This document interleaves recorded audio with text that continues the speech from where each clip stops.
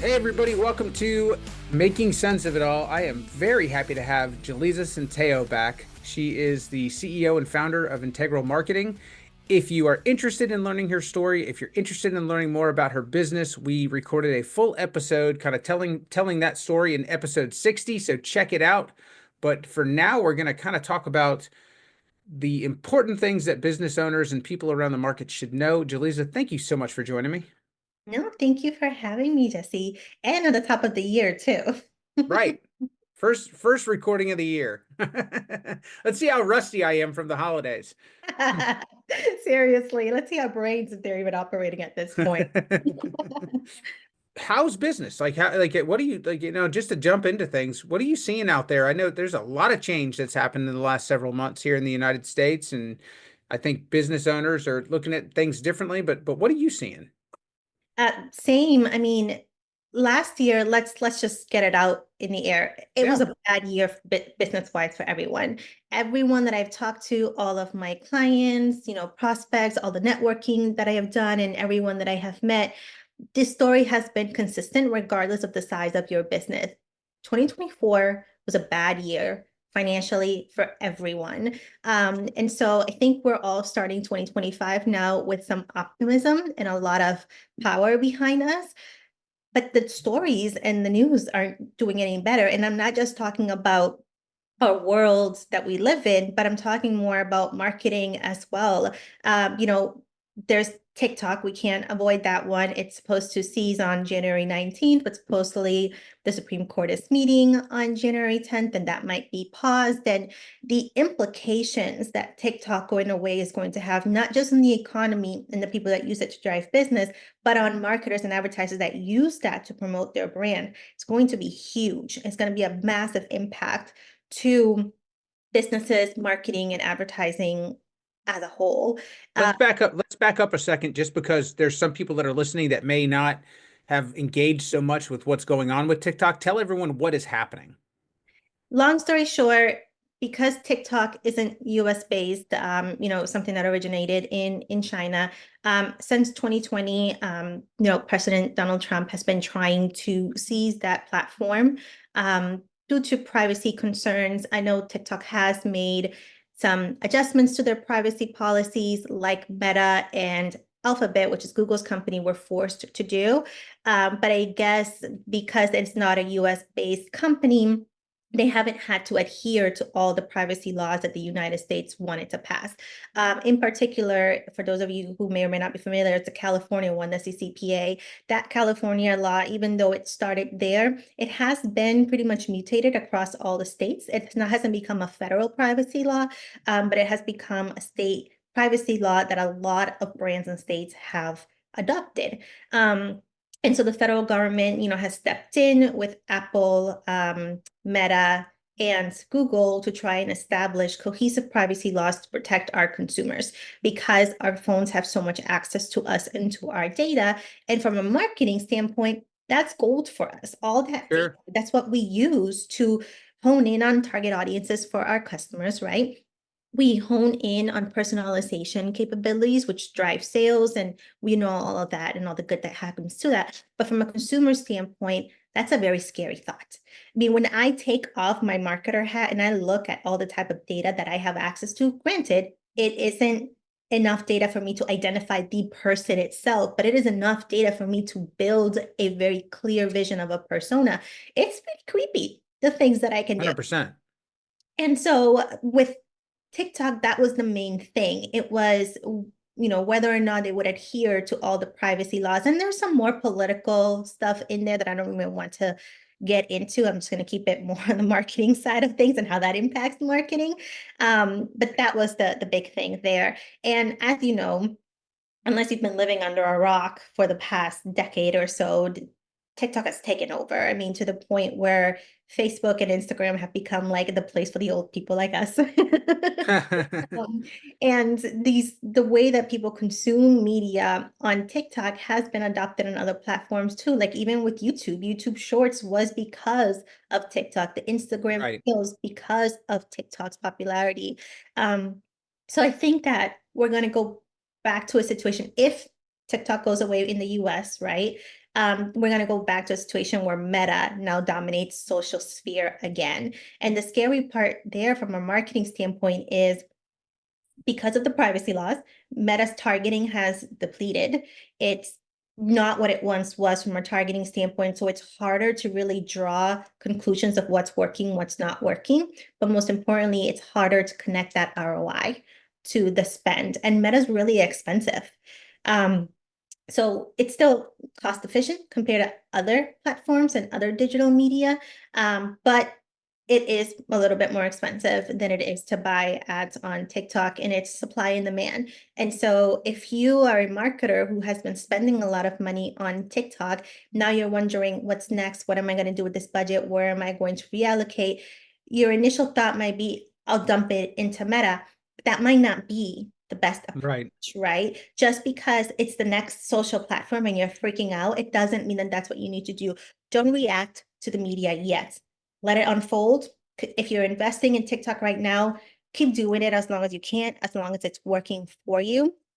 When the time comes to having to move those dollars around and re-strategize, just go back to thinking about your audience, almost like take a massive step back. Don't let the media drive your emotions. Let your brand drive it. And just think about who your audience truly is. What are their pains? What are they looking to gain from your product or your services? How is it that everything that you have done past X number of years that you've been in business benefited them, and how can you evolve your product and services to continue to add value to them, and let the platforms kind of take care of themselves from there. It's almost like that age-old tell, the pennies will take care of the dollars, you know? Sure. Or is it if you take care of the pennies, the dollars take care of themselves? I don't know if I got that right, but it's kind of the same thing. If you are taking care of the brand and your customer base and you have clear alignment in that, the advertising platforms will work no matter if it's TikTok, Meta, or if you find other digital avenues that you want to dive into. So I don't know in today's day and age if you can separate business from politics. I know like it's everyone tries to say, okay, we're not gonna talk about it, or we try to, try to keep everyone on a, playing friendly in the sandbox, if you will.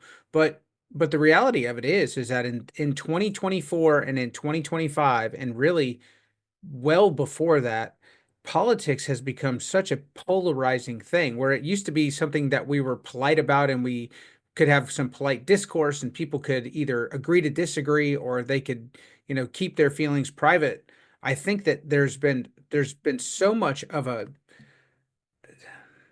there's so much political thought interjected into the way that people are doing business now, almost to the point where if somebody is on one side of the aisle and the other person is on the other, like the other person that's looking to do business with them is on the other side of the aisle, so you've got two competing points of view, they almost think I'm not going to do business with that person because they don't identify the way that I identify. And That it's is, so I guess the question that I'm getting to with you on that is it has it become almost more profitable or more successful to almost target the split in the audience that you identify with, or should we be focused on getting back to, a more generalized approach to where politics don't dominate how we are choosing what products and services that we choose to use? there is no right or wrong answer to that.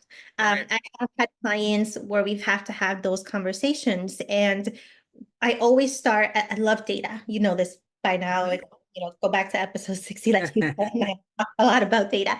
I I feel like feel like your husband reads to you from a math book when you guys go out on a date. So, oh, he needs to come correct. But that doesn't mean that data drives everything that I do, but it's where I always start.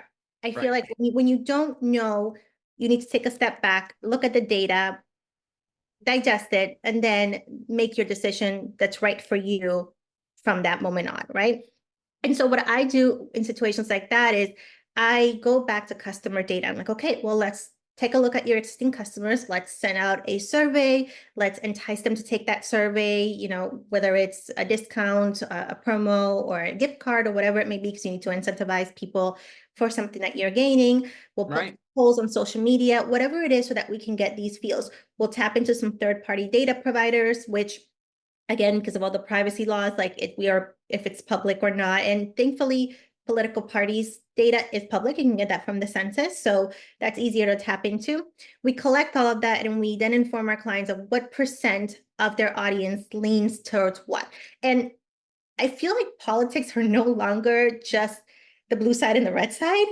Politics No, now extending in terms of how you identify as a person and how you even identify ethnicity wise. It's no longer just male, female, you're Hispanic or not Hispanic. There's so many nuances that have become political in nature. And so we provide our clients with all of that data and we let them know what percent of their current customer base leans in what direction. And then we also look at their prospects because sometimes your customer base, your core base is one, but you aspire to grow your business into other types of customers or segments. And so we right? provide that view as well, because the last thing that I want is to inform my client based on what's going on today and damage the future. So we give them those data points and we say, okay, based on the data, here's our recommendation. If you really want to lean into this message because it is core to you, to your brand values, here are the facts. How does that feel for you? And we Mhm. provide some scenarios. One thing that I love to do in the business is think about everything that could possibly go wrong, not because I'm a pessimist, but because I like to be prepared, and then make sure that we are prepared with responses. If we can look at everything that could go wrong and we've got responses that we're comfortable with, take the risk. Because one of my favorite things to do here, and I don't know if we could swear on this podcast, but I like to Go for it. find out. Like when we don't know, we just do it and then we see, but we are calculated with that. We're not reckless. We don't just say, yeah, let's go ahead and start talking about how we feel about Trump versus Biden publicly to our customers and see what happens. No, we Right. do the research, we prepare, we think about everything that could possibly go wrong. We also think about the things that can go right, but that's usually a shorter list. And we prepare for all of that. If we feel good, we pull the trigger. And let's be honest, there are a lot of times when where my clients stand is not where I stand. I am mature enough to divide that up. And there's mutual respect there. And I think that what has allowed me to have that mutual respect with my clients is being upfront and honest and like, hey, I respect your viewpoints. These are mine because of who I am, nationality wise or whatnot, or whatever plays a role in my thinking. This is what's part of my values. You respect that. I respect yours. And we kind of leave it at that. And it becomes just business conversations versus personal attacks. And I think that that is another thing that needs to happen in our industry. We need to have those upfront and honest conversations. So it's like you said, we can either keep tiptoeing on these eggshells and we know they're there and we're trying to, Right. and it becomes worse, or we can just be upfront and honest and just agree to be humans first. I think we're losing touch of that. 100%. Well, I feel like I grow more and I learn more by listening to other people's perspectives rather than just staying in my corner and, being staunch in whatever I think that I believe. I think it's that old Abraham Lincoln quote where he says, basically show me the value of someone else's opinion and I'll be willing to change mine, or however it goes. I think I just butchered the heck out of that. But the point is made is it's like, if you can show me your perspective and you can show me why you believe what you believe, well, then if I'm not stubborn, if I'm not, too bullheaded, then it gives me the opportunity to grow as a person. And as a business person, it gives me the opportunity to open up my market and understand people better. So yes, I mean, like I think that we have a tremendous opportunity to, to pull ourselves out of something that I think has been very negative in this country and in the world, really. I mean, I don't think it just stops in the United States. I think it's something that has infected many countries. I mean, whether it's Canada, the UK, Australia, everywhere. It's just like, and I think that some of it really is because it has become a business practice. People have figured out that if you divide an audience and if you give somebody a flag to identify with or something to identify with and say, hey, I belong in this group, then it allows people to identify with a product or identify with a service and say, well, they're my people. I'm going to buy from them. And I think that, I think it has hurt society. It may have helped some companies grow. It may have helped some people raise a lot of revenue, but it has definitely hurt it has hurt our country, or it's hurt us as people, I think. One thing I wanted to get to is that I believe this is like where you're talking about cookies a lot when you're talking about like identifying people's personal information. And I've noticed like when I'm just, if I'm out on a website that I used to be on and I just used to go on it, now when I go to that website, it's asking me, it's saying, do you want to allow our cookies? Do you want to deny all of them? Do you want to allow some of them? Is that what you're going to start seeing with everything? Is that kind of, is it because of these privacy laws?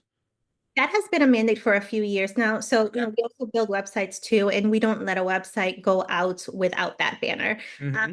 Particularly if it's a brand that is outside of a specific state. Like I do have one client whose website we did, and we didn't have to put that banner up because they are only licensed in Massachusetts. They can only, do business in Massachusetts, and Massachusetts privacy laws are a little bit more lenient. They don't have the CCPA like California does and a few other things, but they still do have privacy laws. So we have a privacy policy page, but having that banner isn't a huge requirement for such a small business in one little area. But what we did is we restricted the website, right? So the website can be accessed through anywhere else, and all you can do is contact. That's an exception to the rule.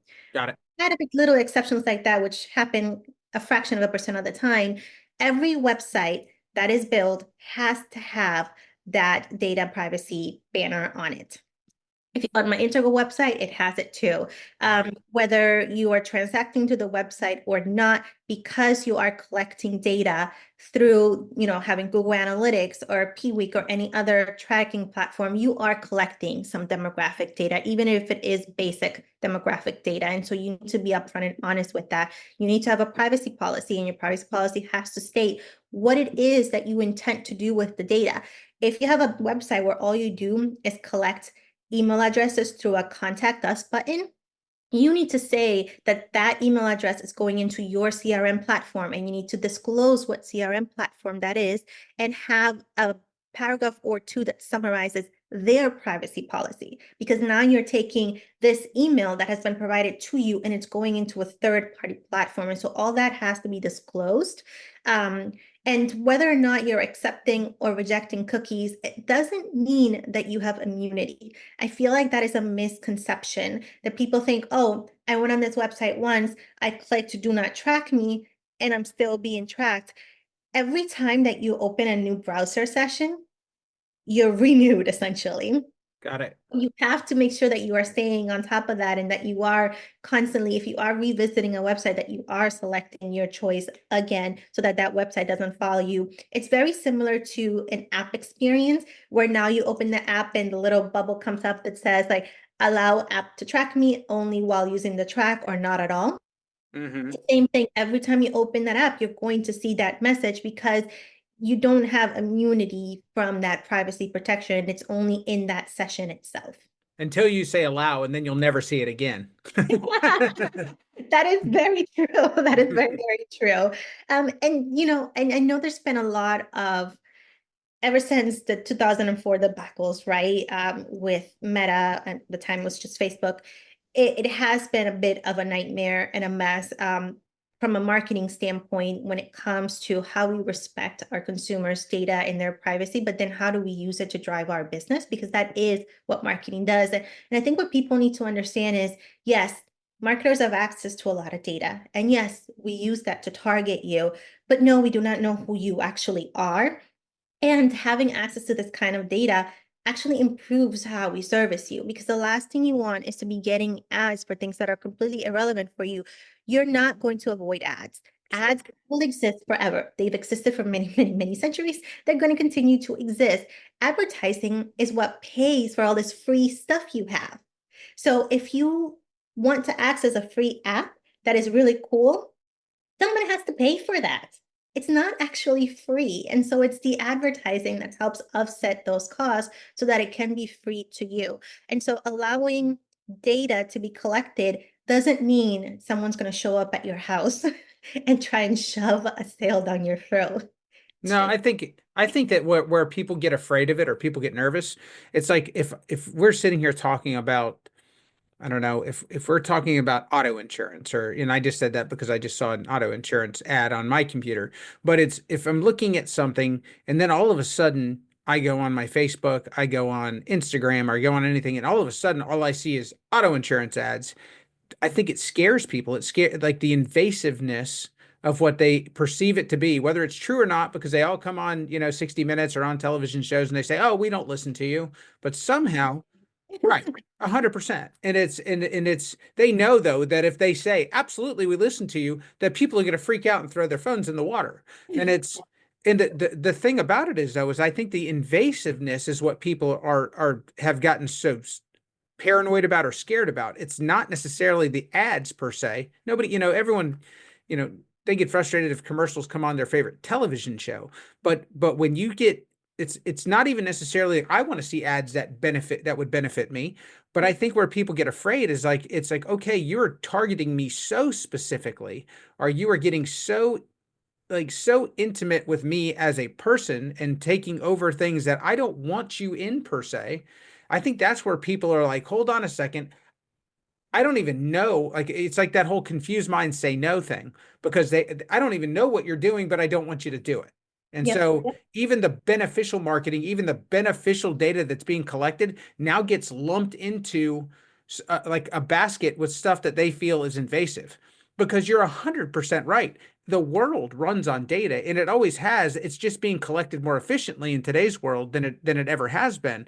I mean, you look at sports in today's world, and if you look at baseball, just to pick one, an outfielder will pull a card out of their pocket because they know where they've hit the ball all year long, and they're tracking that information, that data every single day. And if you looked at baseball 20 years ago, they might say, "Oh, I think he pulls the ball. Let's shade him. Let's shade him to the pull side of the field." So it's like the world has changed. It is a different place than it was 20 years ago. That leads me into something else we were talking about off camera is artificial intelligence and its role in marketing and how it's starting to play into this.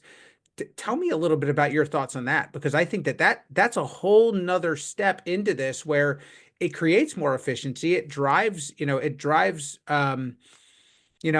improvements in data collection, but also it's another thing where it's that scary shadow that people don't know much about. And so, again, confused minds say no. Help shed some light on it. No, I think that is a really great question because here's the thing, AI is not new. It's been Mm-hmm. around for decades. It's how we are using it today that feels new to us, right? 100%. Especially with the rise of ChatGPT. I feel like that's really where it started to become a little bit more widely accepted. It was things like I think it was like last summer. I remember one of my neighbors just sitting down with us and saying like, "Hey, have you heard of this thing called ChatGPT? It's so crazy. I type something in, it gives me all this stuff." And for me, I giggled a little because it wasn't that new, right? Right. But it's still so new for so many people that it feels like AI is here, right? Where AI's been here. You just didn't realize that you were engaging with it in any way or another. Like, let's go back to your insurance example. That is AI. That is an algorithm that was developed to say if someone engages with an ad that has to do with insurance, chances are they're in market for auto insurance. It goes into a platform that spits out every ad possible that has to do with insurance based on what that advertiser was willing to bid. That's AI. And we've been doing that for a very, very long time. Right. Even things like when you are boarding a flight, all that system, that is AI generated, where you're able to scan your QR code and all of your data comes up and it's facilitated for you and it tells you like where you're going to sit based on what's available. The interactions between those systems are artificial intelligence because there isn't an actual person looking at a log and saying these seats are available, we can place this person here. It's artificial intelligence doing it. So if you think about all of the connections that you've had through your travel journeys, personal journeys, anything, it's all AI generated. How we use it today has changed from a marketing standpoint. So what I'm hearing a lot is agencies are going to become extinct because I can create ads with AI. I can create a logo with AI. I can use ChatGPT to rewrite my entire website and do my blogs. What's the need of an agency? And here's the thing, garbage in, garbage out. If you don't know how you're properly feeding these AI engines and you are not clear on the direction that you're going in, you're going to get crap. And Mm-hmm. is these AIs, they're numbers, they're ones and O's. They're not actual people with common sense and context. And so it is an ecosystem that is just loaded with information that is bite-sized. And every piece of information is a letter or a word. It's not a cohesiveness. And your input is what tells the engine how to then piece all this information together. So one thing I tell my clients is before you use AI, I'm not saying don't use it. Use it. We're all using it. We use it too at Integral. Like you have no choice. You cannot avoid Right. technology. You cannot avoid advancement in life. Use it wisely. Create your own Giphy so that you have some privacy, right? Because if you're using just the generic ChatGPT or just a generic Gemini or whatever it may be, that is now data that's in the ecosystem that gets shared. And if you don't want it shared, you need to create your own private AI ghostwriter and give it rules, tell it what it's allowed to share and what it can't share, right? Because your data is yours, your privacy is yours, and your brand is yours. And anything you put on there now belongs to the world. So you've got to be safe from that standpoint. Never use any public AI to host any of your customer data. That is a complete no-no. I have had some clients come to me and say, oh, I took the list from my CMS and I uploaded to ChatGPT and it gave me this. And I'm like, that is a legal situation. Let me contact my lawyer. Like, what have you done here? So be mindful of how you're using these platforms. Be respectful of other people's privacy and what information they're feeding to you that you're now feeding into this tool. And from a brand standpoint, if you're going to use it, make sure that you have a cohesive brand story that you're feeding into this algorithm, that you're telling it what your brand guidelines are in a very clear and concise way that the engine can understand. Make sure that you are clear in the inputs that you're putting in there so that the output you get is valuable. Otherwise, what's going to happen is all these brands are going to start sounding like ChatGPT. Right. Well, and I guess part of what you said too is as far as when people are uploading things, it's continually utilizing that. So, I mean, Chat GBT is going to start sounding like everybody, or it's going to be, it's almost like you're creating this huge sounding board that's all being kind of melded into one thing. Correct. Correct. One thing that I did, and I thought it was hugely beneficial, and also this is a shout out to my friends at Run With Data, Patty, whom you had on your show last Yes. year as well.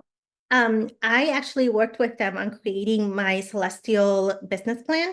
And basically, it goes into a much more geeky realm of things here. It essentially takes your date of birth, time of birth, and place of birth, and it collects all of your gene key and human design data. And then the output is this 70 plus page document that you can feed into ChatGPT so that it can start to create your brand, like your own personal tone of voice, so that it sounds more like you. Now, that's a lot of pre-work, but it's a great example of the type of work you need to do behind the scenes for AI to truly work for you. Because if you're just giving it a quick input, the output that you're going to get is not going to sound like you. It's not going to be you. If you're doing it from a brand standpoint, it's definitely not going to sound and look like your brand. And people notice. People do know now when someone is using ChatGPT and when they're not. And I'm not just picking on ChatGPT, it's just the only one that's coming to mind now because it's the one that's more widely used. Sure. Same thing goes with Gemini and all the other ones. Oh, I think it's, I mean, you've got Microsoft has their own Twitter, or X has its own now. I mean, they're all trying to build, they're all trying to build a better mousetrap because I think that they're looking to, I don't know. It's like Q-tip in a it's like Q-tip in a cotton swab. Essentially, they're trying to become that brand that everybody thinks of when they, and right now, like you said, Chat GPT has become that, that name that everybody goes to. They may not even use Chat GPT, but that's what they say half the time. Exactly. And even with LinkedIn, I mean, we all use LinkedIn from a professional networking standpoint. And when you are putting in a post, the first thing you see is this little glowing button that says rewrite with AI. Right. Well, you can certainly give that a shot and see what it is, but people will know. Like sometimes I'm going through and I'm reading some of these posts and I'm not trying to criticize, but I can tell if it is that person's voice because I know them and I can hear their voice and I can't hear it in that post. And just don't lose yourself.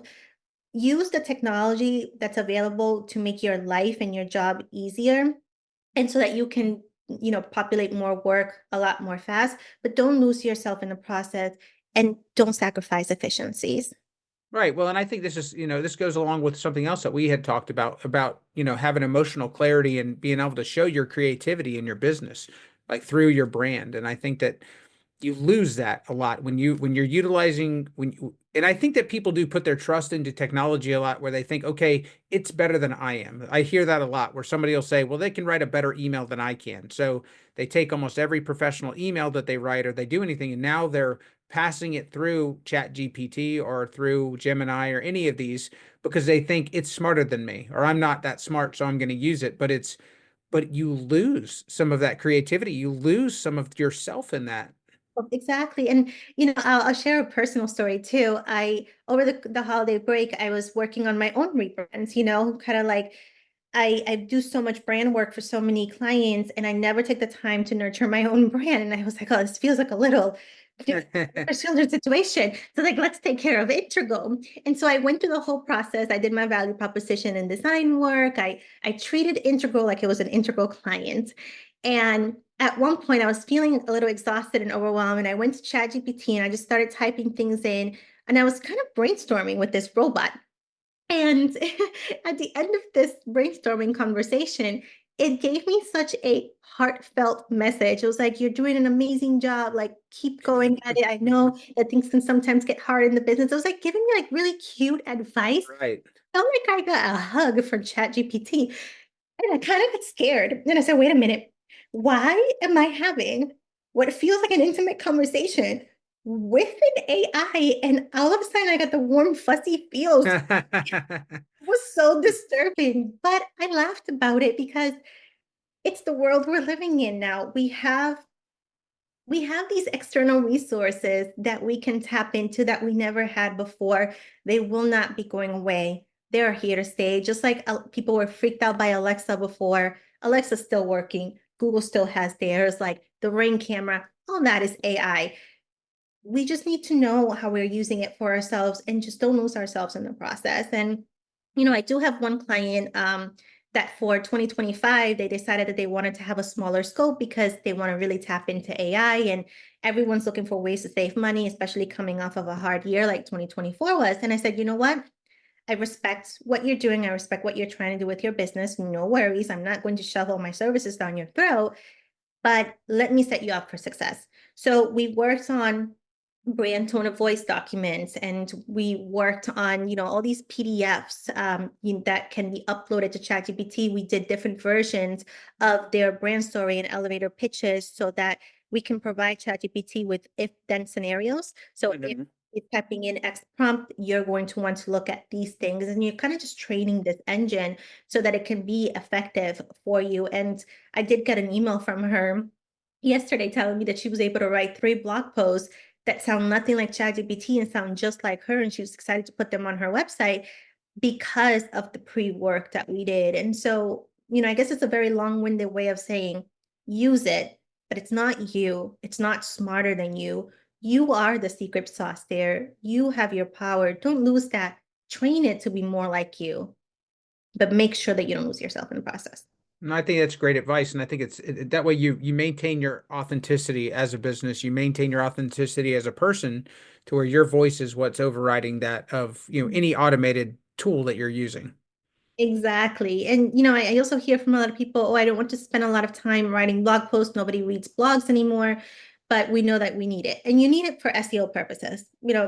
All these search engines, Google in particular, they're crawlers. They don't care about all the videos and reels that you're putting out there. Hmm. Read that code, right? They can't see the images. They read text, and they read from top to bottom. And so the more text that you feed your website on a continual basis, the higher chances you have of ranking organically, and the more relevant your website becomes over time, because SEO is a long-term game. It's not a short-term thing. You don't just set it up with some descriptions and titles and call it done. It doesn't work that way. Content and continual content is what helps. Blog posting is a big part of that. And so a lot of people just want to use ChatGPT to kind of check that off the box. But here's the thing. Well, yes, I see the benefits of that. Someone someday will read that blog post. And you want to make sure that it's still authentically you, that it's still authentically your brand, and that it still sounds like you and not a robot. No doubt. No doubt. I feel like we really, kind of we touched on a lot of things today. We scratched the surface with a lot, but there's a ton of things. All of this stuff is relevant for 2025. You talked about rebranding, you talked about kind of, or refreshing your brand. Tell our audience, what are you looking for in 2025? Who are you looking to serve? What are you looking to do with your company? Yeah, so one of the areas we've had a lot of success with, and I really want to dive into more in 2025, is the brand rebuilding.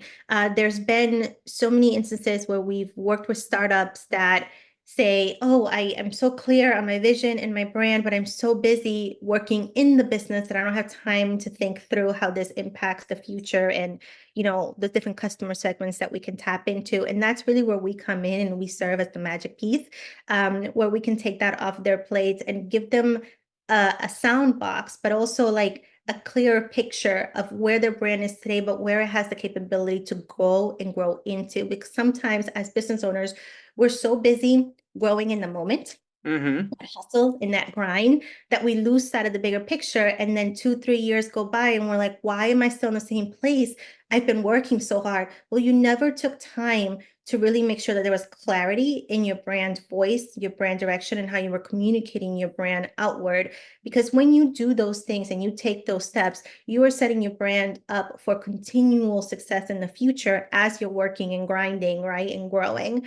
And so I really want to tap into that educational factor more. I think more brands need to take that time out, just like what I said I did with Integral over the holiday break. Right? I took that time out. I invested back the time into bringing it back to day one in my business and saying, it's been almost 5 years of business. What have we accomplished? What have we done? Who have we worked with? What were the projects that brought us the most joy? And how do we want to evolve that? And how does that change our brand? And I made changes to the content on my website, subtle, because there's still a lot of my brand that I love and want to keep. But I made enough of change so that it inspires myself and the team to go after these types of clients that want to really take a step back, look at their brand, talk about the value proposition again, make sure that they look at their logo. Does the logo really match where they are today? Does the company mission still match where they are and where they want to go? Do the values that were assigned 7, 8 years ago when the business started still align today? There is so much that gets forgotten in that hustle and that grind. And if you don't go back to that and realign yourself, you're just going to keep getting stuck in that hustle and the grind. And come January 2026, you're going to be asking yourself, what happened? Why am I still here? 100%. Well, and what I hear you saying is and where I think sometimes people hear the word rebrand and they get nervous because they think I'm going to change everything, and it's not about changing everything. It's sanding off the rough edges. It's refining your message. It's refining the look of your business. And I think that you're a perfect person for people to to help people with that. If they hear this, if it resonates with them, if they're interested, what's the best way for people to get a hold of you? You can email me, DM me on Instagram, LinkedIn, or even just head to my website. Everything is integral_MKTGADV. So that's the acronyms for marketing and advertising. And my email is YCENTEIO at integral-MKTGADV.com. Fantastic. I'll make sure all of that is underneath the video when we put this out. It'll also be with the podcast. So thank you so much. I always learn something when we speak. I hope that you'll join us throughout 2025 several times through the year as things change, because we've got a lot of things coming up, and I hope that you'll provide your commentary and kind of tell us what it means from a marketing and advertising perspective. I would love that. Fantastic. Talk soon. All right.